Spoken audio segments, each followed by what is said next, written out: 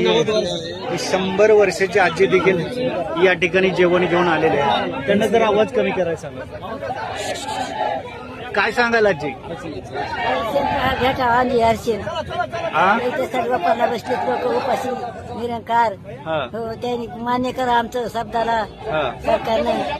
हा हो बाहेर जाऊन देणे मान्य करा. म्हातारे माणसे आले 100 वर्षाची बाई आली हा हा तुमच्या भेटीला सरकारच्या. हा हो दीपक सरकारने मान्यच केलं पाहिजे. हा हा दीपक भाऊ विषयी काय सांगाल? दीपक भाऊ गेल्या अनेक वर्षांपासून ही हक्क आणि अधिकारांची लढाई लढत आहेत. दीपक भाऊ उपाशी आहे. भाऊची तब्येत बिघडल्या. आजीचं म्हणणं एवढंच आहे, जास्त बोलता येत नाही. 100 वय असल्याचं सगळे कार्यकर्ते या ठिकाणी सांगत आहेत आणि अशा पद्धतीने ते जेवण घेऊन आलेले आहेत. या सर्वांना महाराष्ट्रातील सकल समाज बांधवांच्या वतीनं मी धन्यवाद देतो. त्यांना मानाचा